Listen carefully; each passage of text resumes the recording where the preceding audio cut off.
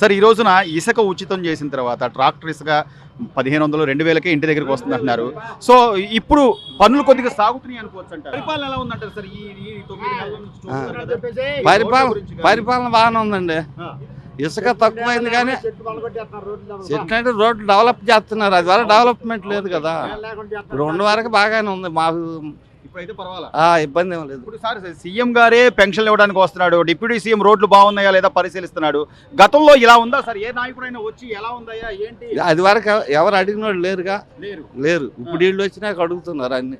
మరి మేము ఉన్నప్పుడే బాగుంది, మేము బటన్ నొక్కాము, డబ్బులు వచ్చామని చెప్పి అంటున్నారు కదా. వాళ్ళు అంటారు, వాళ్ళు చెప్పకుండా మేము రావట్లేదు అనలేరుగా.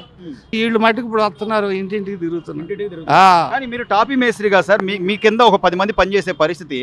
గతంలో వైజాగే రాజధాని అన్న తర్వాత నిర్మాణాలు కానీ లేకపోతే కొనుగోళ్లు కానీ ఇట్లాంటివి ఏమైనా జరిగినాయి గత 5 ఏళ్లలో? ఎక్కడ అక్కడ ఆంధ్రాలో ఇప్పుడు ఆగినాయి పనులు. ఇప్పుడు మళ్ళీ ఇక్కడ అన్నాక మళ్ళీ పనులు పెరిగినాయి. ఇప్పుడు అమరావతిలో పెరిగినాయి, మన గుంటూరు జిల్లాలో కూడా బాగా పనులు, జనాల్లో కూడా పెరిగినాయి. సో ఇంకా ముందు సార్ అంటే అమరావతి రాజధాని నిర్మాణం మొదలైతే రోజుకు 30,000 మంది కార్మికులు కూడా అవసరం అవుతారని చెప్పి చెప్తున్నారు. 50,000 వచ్చిన సాలరీ ఈడ కానీ స్టడీ అయితే 50,000 మంది వచ్చిన సాలరీ. అది వరకు కూలి 800. ఇప్పుడు 900 మేస్త్రికి వెయ్యిస్తున్నాం, లేబర్కి 800 వచ్చినాడు సరిగ్గా పని చేయట్లా.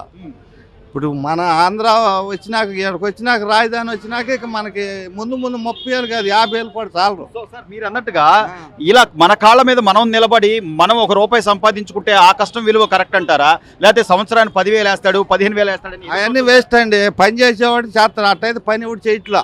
నువ్వు డబ్బులు వేస్తే దాని విలువ 2 రోజులకి అవజేస్తున్నాడు. ఇప్పుడు డైలీ పని ఉంది ప్రతి ఒక్కడికి డైలీ పని చేస్తాడు. వాడు డబ్బులు జాగ్రత్తగా వాడుకుంటాడు, ఖర్చు పెట్టకుండా. నీ ఊరినేస్తున్నాయి అనుకో ₹1,00,000, 2 రోజులు అవజేస్తా.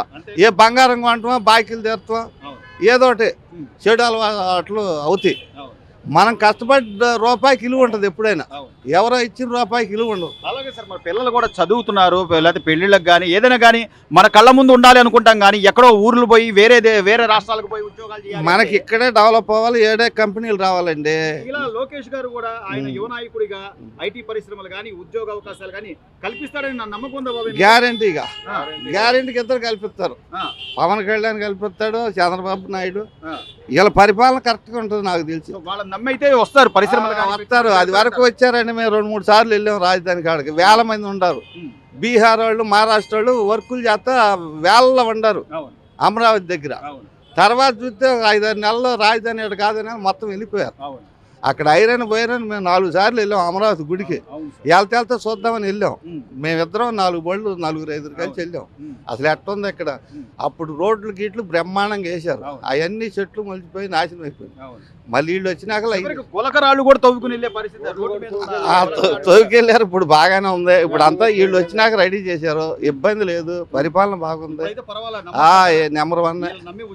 అసలు ఇక అన్ని వస్తాయండి, అన్ని వస్తాయి. కంపెనీలు అన్ని తెస్తారు వీళ్ళు. మూడోళ్ళకి కూడా ధైర్యంగానే ఉంది. ఈ రోజున వ్యవసాయ రంగం కానివ్వండి, లేకపోతే నిర్మాణ రంగం అని కానివ్వండి, ఉచిత ఇసుక చేసిన తర్వాత సామాన్యుడు ప్రతి వాళ్ళు కూడా ఇసుక తీసుకొచ్చుకోగలుగుతున్నారు. 1200-1500గా ఇంటి దగ్గరికి ట్రాక్టర్ తీసుకొస్తుంది అంటున్నారు. సో ఇన్ని మార్పులు కనపడుతున్నా కూడా ఇంకా ఏదో దొంగ హామీలు ఇచ్చి వచ్చాడు చంద్రబాబు, ఏం చేయలేడు అని మాట్లాడుతున్నారు. వాళ్ళని ఎలా చూడాలి సార్? దీని మీద మీ అభిప్రాయం? రోడ్లు బాగుపడుతున్నాయి. రోడ్లు గుంతల రోడ్లు 5 సంవత్సరాలు రోడ్లు పట్టించుకోవాలా జగన్. రోడ్లు బాగుపడినాయి.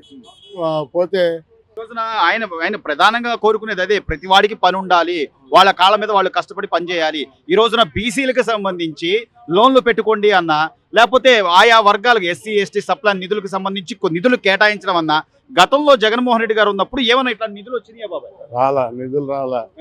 దేనికి ఇవ్వాలా? ఆయన ఏంటంటే పని చేసేవాడిని కూడా చెడగొట్టి 25,000 20,000 18,000 అట్ట వేసి సంవత్సరానికి పనులు చేయకుండా చెడగొచ్చేసేది జగన్మోహన్ రెడ్డి.